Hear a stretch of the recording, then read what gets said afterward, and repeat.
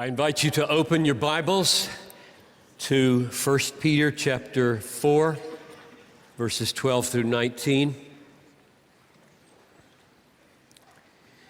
In the first message last evening, we saw 6 things that Peter said would befall Christians.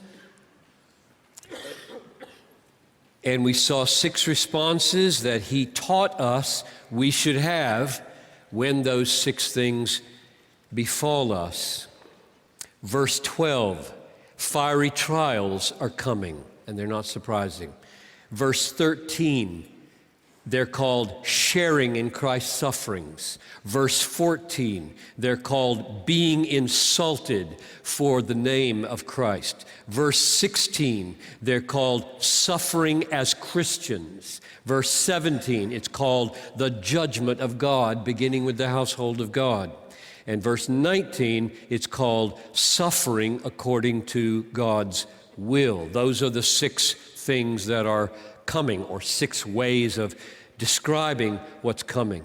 And there are 6 responses that he has taught us that by grace through Christ we should have. First, verse 12, we should not subjectively be surprised when those non-strange sufferings or trials come.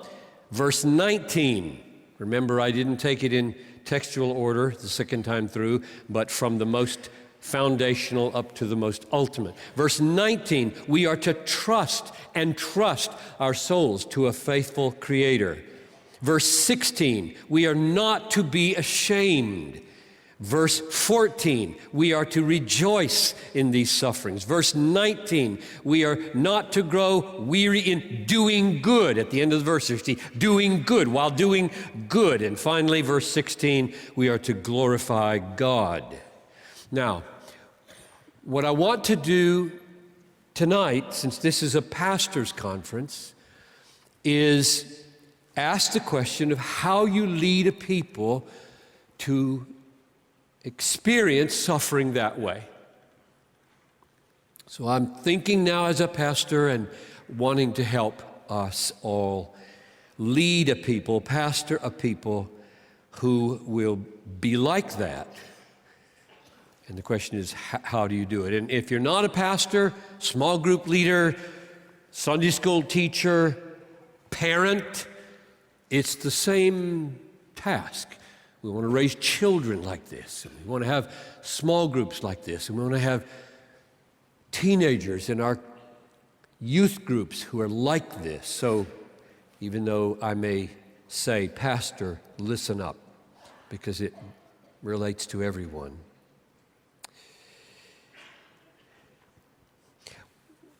How did Peter do it? How did Peter go about helping? He's writing to churches all over Asia Minor, and he intends for his letter to be a help.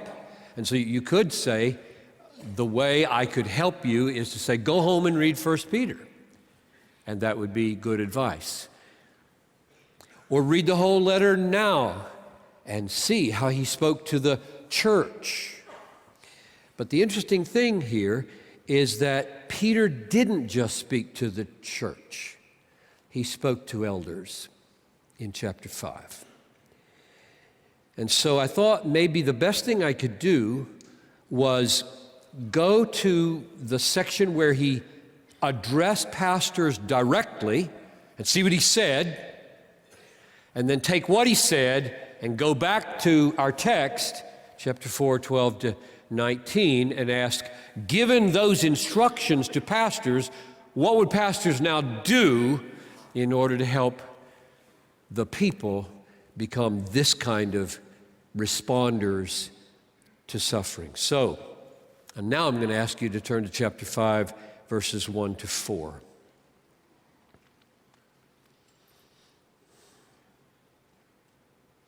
So, I exhort the elders among you, as a fellow elder and a witness of the sufferings of Christ.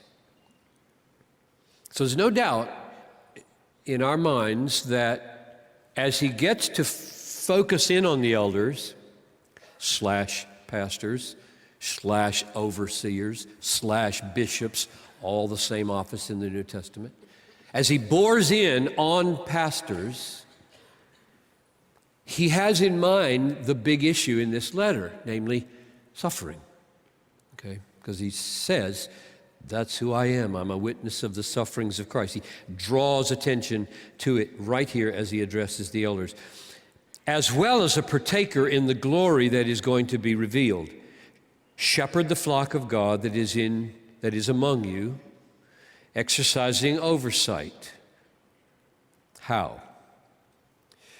Not under compulsion, but willingly, as God would have you. Not for shameful gain, but eagerly. Not domineering over those in your charge, but being examples to the flock. And when the chief shepherd appears, you will receive the unfading crown of glory. So notice what he does first. He does not call attention to his rank as an apostle here. He did in chapter 1, verse 1. He said it was the apostle. Here, he calls himself an elder. He aligns himself with the elders. He humbles himself as he identifies himself with the elders, and thus he practices what he is about to preach in verse 5, second half of the verse. Clothe yourselves, all of you, not just the young. Clothe yourselves, all of you, with humility toward one another. For God opposes the proud, but gives grace to the humble. So he's practicing what he preaches in verse 1 as he says, I address you as a fellow elder. That's going to be important in knowing how we are to help our people and minister. In the middle of verse 1, he says, I am a witness of the sufferings of Christ, as well as a partaker of the glory that is to be revealed. And in those words, he takes his stand where we all live, namely between coming to Christ, followed by suffering, and the second coming, followed by glory. And we live here. We live between Christ, who came and was treated badly, called people to himself who will be treated badly, awaiting a second coming after which nobody will be treated badly on the new earth, but only in hell. So, he aligns himself with the elders in his humility as a fellow elder. He aligns himself with all of us as one who has tasted firsthand the sufferings of Christ, seeing them, walking in them, and waiting for their decisive end. And then he gives 4 instructions to the elders. So, shepherd the flock of God that is among you, exercising oversight. How? First, not under compulsion, but willingly, as God would have you. Number 2, not for shameful gain, but eagerly.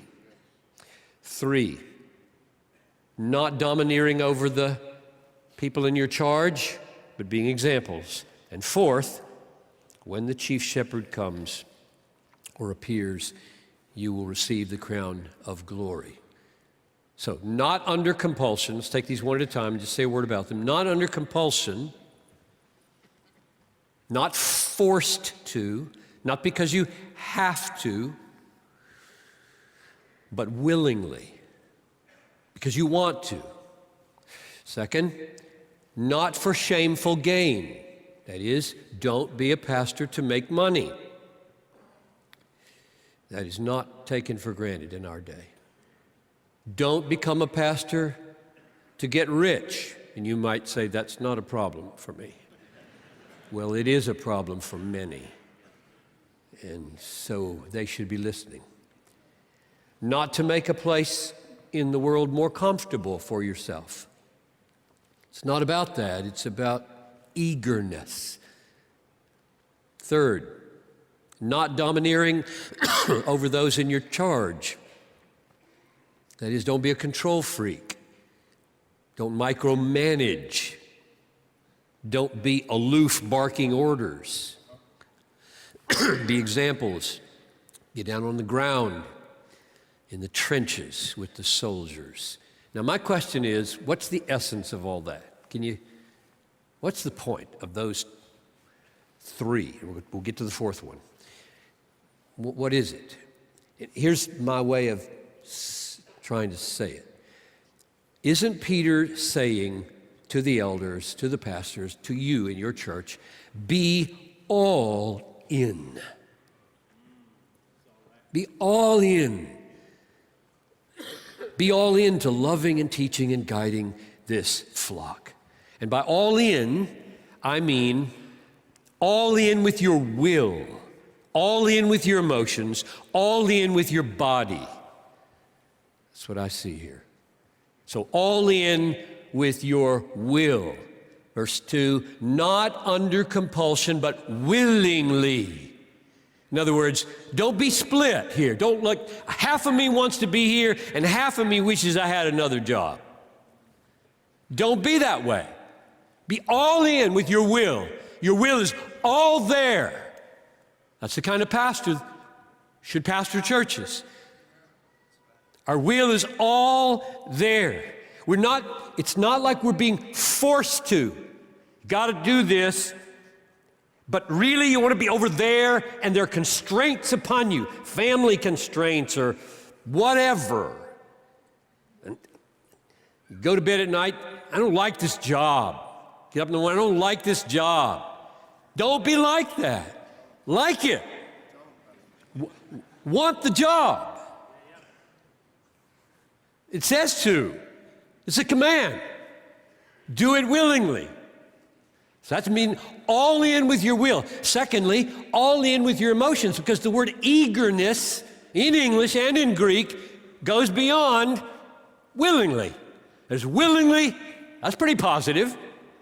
Eagerly is more positive. Don't just want your job, love your job. Love your job. Because it says to. This is God telling you to love your job, right? Be eager in your oversight. Be eager in your preaching. Be eager in your counseling. Be eager in your funerals and your marriages. Be eager. And you can do this because He said to do it. God gives grace for His commands. Don't stand there and give me this 20th century emotional stuff that you can't just command emotions like that. Well, He does. He does. Which means there must be a spiritual dynamic in the Word of God that changes emotions, wills and emotions.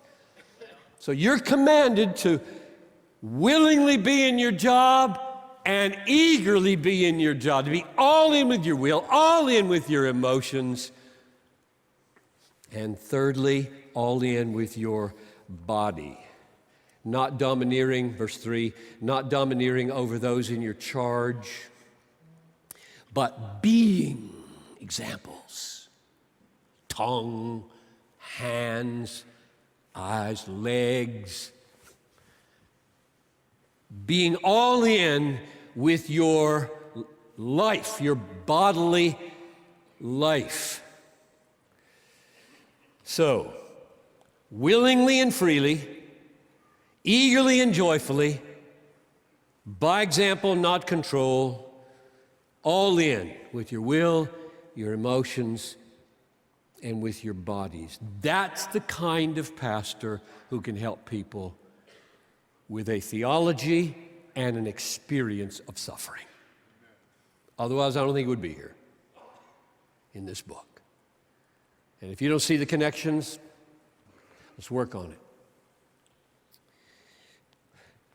Now, this fourth instruction, verse 4. When the chief shepherd appears, you will receive the unfading crown of glory.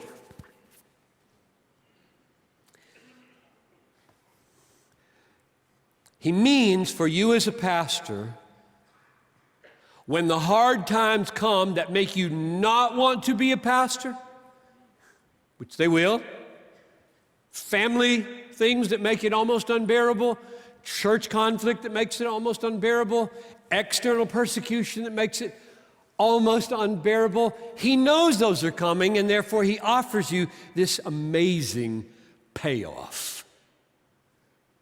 When the chief shepherd appears, you will receive the unfading crown of glory. If you look around and there doesn't seem to be a lot of payoff here, lift up your eyes.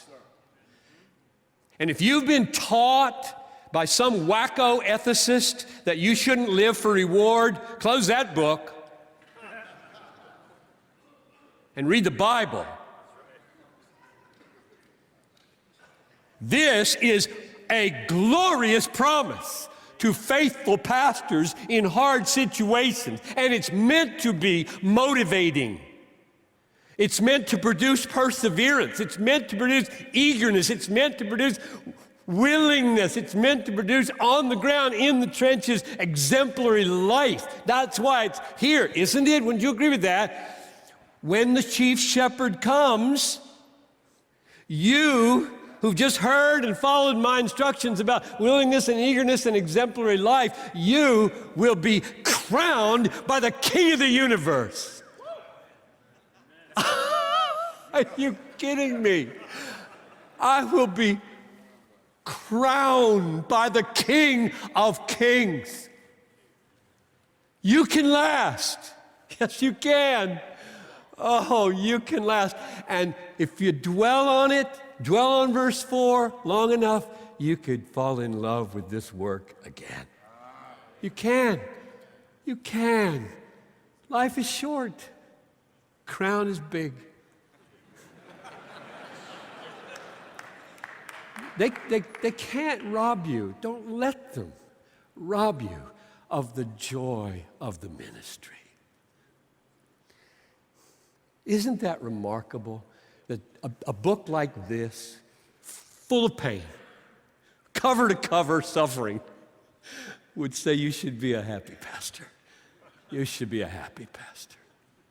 That's amazing to me. And it roots the happiness here in hope. So summarizing the 4 instructions to the pastors: shepherd your people willingly and freely, not with arm twisting. 2, shepherd them eagerly, joyfully. Shepherd them humbly and by example, getting on the ground with them. And shepherd them motivated by an indomitable hope that one day you will be crowned for your faithfulness. Now, I will come back in half an hour or so to why it is loving to your people to love them for your reward. Because I know ethicists don't believe that. Professional, university, ethical writers under the horrible shadow of Immanuel Kant say, if you love me for a reward to you, you're not loving me. I know they say that. It's not true, or it wouldn't be in the Bible. So we'll come back, so don't think I have overlooked that problem. Let's go back to chapter 4, verses 12 to 19. How does this, I'm going to use these 4 words over and over again to capture what I just did, hope-driven, free, joyful, humble pastors. Okay, those are my 4 code words. That's the summary of the first 10 minutes of this message. Hope-driven, free, willingly, joyful, eagerly, humble, by example, not strutting commands. My question is, how does a hope-driven, free, joyful, humble pastor help people in his church respond with unshaken expectancy of fiery trials, trust in a sovereign creator, free from shame, joy in sorrow, overflowing with good deeds, glorifying God? Sometimes I wish I were 34 all over again. Because I tell you, if I was starting the ministry right now, I think that would be in my documents. Like, okay, that's what we're going to be. Those 6 things, that's who we're going to be. And then, you'd write a big statement, and that would define you for 30 years. And then somebody else would come along, and they'd be on fire about something else. That'd be fine. But I'm not 34, and I won't do that. But maybe you will. Let's take them one at a time. Here's what I'm after. I'm asking, how does that pastor now come to this text, take those 6 responses that we're supposed to have towards suffering, and help the people be that way? This is a lifetime. This is not a sermon, this is a life, but we got to do it in, 35, 40 minutes, whatever's left. Response number 1, when the fiery trial comes, don't be surprised. That's verse 12. Beloved, do not be surprised at the fiery ordeal when it comes upon you to test you as though something strange were happening to you. So how does a hope-driven, free, joyful, humble pastor help his people not be surprised? And you know the answer as well as I do. Over the years, not once, not a little series on suffering and then never mention it for 5 years, but over and over again, woven into everything you do, you show your people from the Bible that suffering is not strange. And you quote all the people that say so. Matthew 10:25. If they have called the master of the house Beelzebul, how much more will they malign those of his household? Get that? Expectancy high. You're going to be called the devil. Mark 13:13. You will be hated by all for my name's sake. Romans 8:17. If we are children, then we are heirs, heirs of God, fellow heirs with Christ, provided we suffer with him, in order that we may be glorified with him. You got to suffer to get to glory. There's no other path that leads there. It's thorny. 1 Thessalonians 3:3. You yourselves know we are destined for these afflictions. It's our destiny. It is your destiny to be afflicted, Paul says. Acts 14:22. Through many tribulations we must enter the kingdom. 1 Peter 2:21, you've been called to suffer because Christ did. You return to these texts over and over again. You weave into the fabric of the church's life suffering talk. Because somebody's always suffering. It's not artificial. It's like, I guess I should do a little suffer talk today. This is why I hate chipper worship. I hate it. Glib, chipper, entertainment-oriented worship. Somebody's always brokenhearted. The world's full of chipper. We don't need to do chipper in church. This is not in the manuscript. Sorry. We need sorrowful yet always rejoicing. The world can't do that. It doesn't know anything about that. It's an oxymoron to the church. Sorrowful yet always rejoicing is our life. It's our life. It should be our worship life, our counseling life, our relational life. Sorrowful yet always rejoicing, because the world is always suffering. And the only reason we don't feel it more than we do is because of our inattention and our lack of compassion.